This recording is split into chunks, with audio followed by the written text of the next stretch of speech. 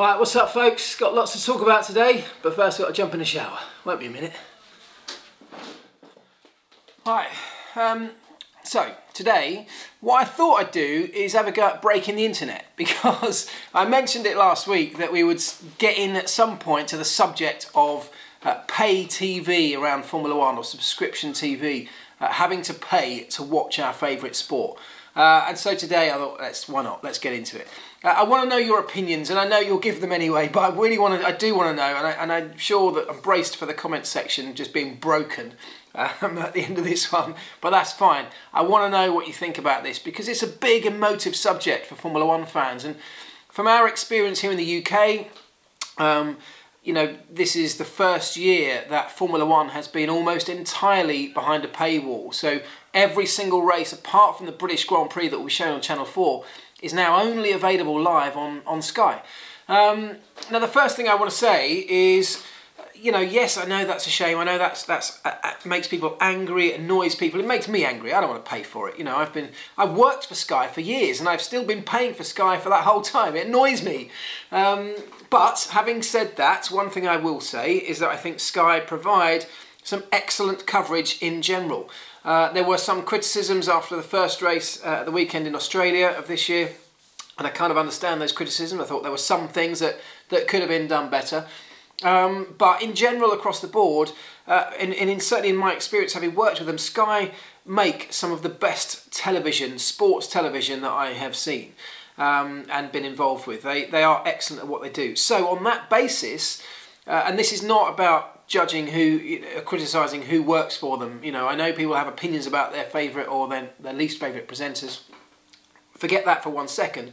The quality of the production is generally very good. So do you mind paying for something that's excellent, something that's something you're fascinated in, you're interested in terms of Formula One, but also something that's a very high standard of quality? Does that offset the fact that you have to pay for it a little bit? I guess to some extent, in my opinion, it probably does. If you look at the football model, which years ago, again here in the UK, went also to Sky, went behind a paywall for much of it. People didn't like it at first, but the reality is that now, you know, lots of people do subscribe to Sky to get their football fix on a weekend. And I guess the complaining generally starts to die out and generally stops. So is that what will happen in terms of Formula One? Probably will, won't it? It probably will. I guess the question for me is that Formula One has this ageing demographic. We know that. We know that the demographic of Formula One is kind of been getting older over the last few years. And Liberty, one of Liberty's challenges, having bought into this sport, is to lower that, is to attract new fans to the world of F1. So how do we do that? And can we do that by putting Formula One behind a paywall? For me, no, you can't. That's one of the biggest problems with this whole business model, is that if you're trying to bring somebody into our sport, a new fan who's never watched it before, certainly never been obsessed with it before, and you're saying to them, look, it's great, you know, this is a brilliant sport, it's full of action, it's full of drama, excitement, come on, come and watch. And then you say, but you've got to pay, you know, this amount of money every month to do it. They're not going to say yes, they're not going to do that. They're not going to go, oh yeah, I'll give that a go, here's my cash. What you have to do to attract those new viewers is to put it on a plate for them, make it easy, stick it under their noses and go, look at this, look how amazing it is. That's what you need to do to attract new fans. Now, one thing I would say that's working well and I love is the Netflix documentary. And I know that's not free. I know you have to pay a subscription to Netflix. I know lots of people don't have it, and that is still a real shame.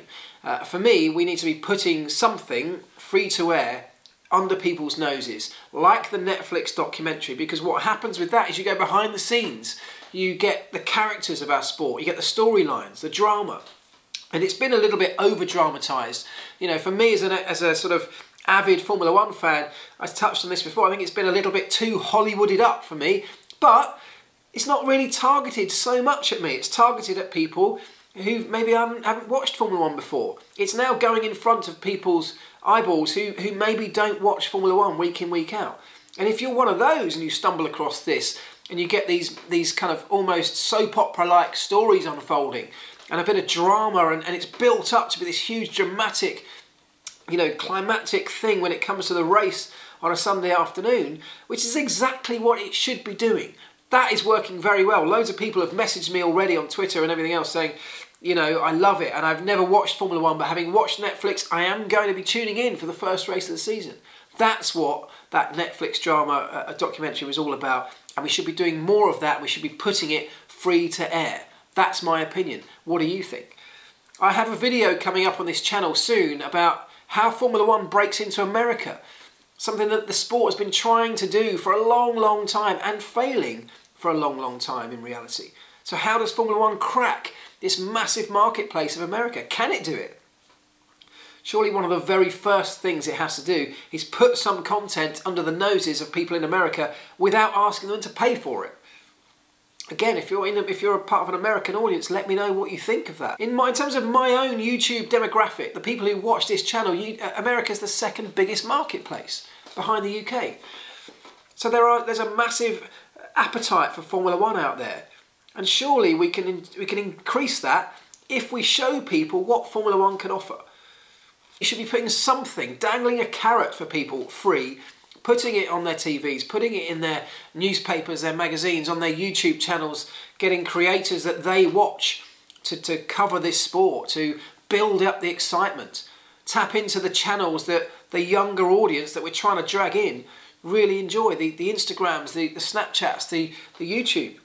Look at the Kardashians, right? The Kardashians, trash TV, right? And forgive me if you love it, but people do love it because they get behind the scenes, they get to see people's lives, they get to see the storylines unfolding and the drama and the intrigue of what other people are up to. And because we see that every day with the Kardashians, because you can follow and get to know those characters, then you want more of it. We need to do that in Formula One. Get to know the characters, build up the storylines, build up the soap opera element of it, dramatise it to some extent, and then say, look, you can see all these people on a Sunday afternoon doing the thing that they do best, being the gladiators that we're building them up to be. That's what I think we should be doing. What do you think? Whether Formula One is put on a free-to-air model across the board, it's probably not going to happen, because Liberty have spent a huge amount of money in getting into this sport. They need to recoup some costs. They need to recoup some of that outlay. And certainly one of the short-term ways to do that is to sell massive rights to broadcasters for exclusive, you know, whether it's paid TV content or not. And there's lots of animosity from Formula Ones around that, towards Formula One, towards Liberty. There's lots of animosity towards Sky. You can't really focus this at Sky, because Sky were given an opportunity, not even by Liberty, but by Bernie Ecclestone and CVC, the previous commercial rights holder, in a bid to bring in, I think they paid about £1 billion for this exclusive long contract to show Formula One. And what that did, of course, for CVC, who was selling the sport, was to inflate their value. Having $1 billion contracts, long-term contracts in place, meant they could sell the sport to Liberty for a greater price. Liberty have inherited that and are frustrated now. I know that Liberty have tried to negotiate back some of those rights from Sky. They're trying to do their own subscription-based content, aren't they, through the app, which I know has had loads of problems. That's another story. But look, they're trying to buy back some of those rights from Sky, and Sky have said, no, but you can't blame Sky for that. They've been given an opportunity, they've taken it. The problem with all of this is that people don't want to pay subscriptions for everything. They're paying it for F1, they're paying it for football, they're paying it for Netflix and Amazon, paying it for the F1 app. You might be paying it for an Autosport premium subscription and anything else. You know, because we love Formula One so much, we want to consume as much content as we can, but now we're having to pay so much money for so many different people, you know, to bring that content in. And I know that that upsets a lot of people, and surely it's not good for our sport. We need people to be talking about our sport in a positive manner, talking about it down the pub with their mates in a positive manner, talking about it at the workplace, wherever you are around the world on a Monday morning, talking about it, getting other people interested, spreading the word, sharing it on social media. That's what we need to be doing. And if people are angry, if people are complaining constantly about Formula One because of things like this, the fact they're being asked to pay to watch it on TV, they're not going to be spreading that positive message that we want spread. So those are my thoughts on it, but I really want to know what you think. You know, are you one of these people that's refusing to pay in the UK, for example, to sign up to Sky, and having been watching Formula One for your whole life, is this the first year you're not going to be able to watch it live? How does that make you feel? I know how it would make me feel. Angry. So I get that, totally get it. You know, are you one of the people who love Formula One so much you're willing to pay for something as long as it's decent content in return? How do you decide where to watch it, which content to subscribe to? It's a really interesting subject for me and something I'd like to get into. So do let me know your thoughts on all of that, how Formula One breaks America. You know, again, American fans, let me know. And on that subject, I just want to quickly touch before we go on something that a friend of mine, a young lad from the village who I really like, and he's far cleverer than I am, which I know might seem really hard to get your head around, but he is. And he's come up with this app. He's developed an app which, you know, is not just centred around Formula One, but definitely has a place for Formula One fans. And I said to him I'd give it a shout out today because I know that you guys will love this. And this is not, I'm not doing this for any financial recompense. This is just because I think it's a brilliant idea.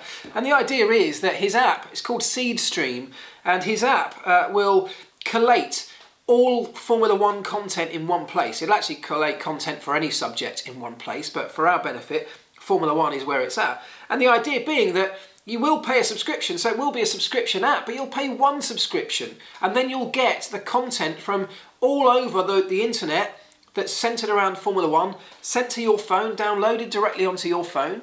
And, you know, one of the things I love about it is you can get, for example, you can get my content. You know, it could be part of your stream. So you'll pick a stream, which I guess would be Formula One. You will subscribe to that stream. You will have all of the Formula One content that interests you, all collated using AI, of course, put into one place, downloaded automatically on your phone. And that I love because when I get onto an aeroplane, and I'm sure lots of you have done this, I get on the flight and I've forgotten to download all the content that I want to watch while I'm on the plane. Well, it will do it automatically for you, so it will be all there in one place.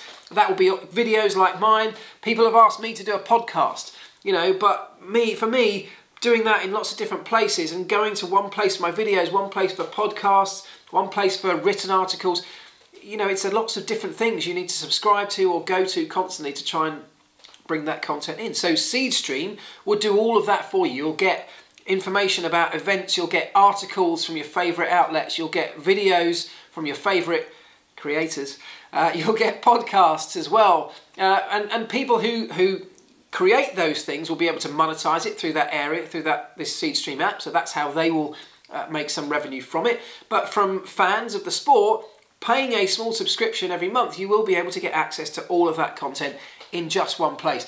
It's not available yet, but he has just put together some screenshots for me. I'll show you these in more depth. But the idea being that it's very easy to use, very simple, a one go-to place that has everything you need around the sport that you love. So I really like it. And what Ollie has done for me is he said, if any of you will sign up to the subscription, to the link in my description of this video, and all that means is registering your interest. He's looking for funding to promote, to build the app and launch the app. If you sign up to say that you're interested, and that's all you have to do, and it won't be used for any marketing purposes or anything like that, you literally register your email address on a list. If you do that over the next week or so, you will be given, when the app is launched, 2 years of free premium access to the app, which for me, it costs you nothing. It'll take you 2 minutes. And if this ends up being as good as I think it's going to end up, you'll have access to it for free for 2 years, which I think is a great opportunity. So go and do it. It's very, very simple. Take 2 seconds, and it might help out my little buddy in the village here. So there you go. Look, that's it for today. I'm fully prepared for the comments to be blowing up on this one because it's an emotive subject.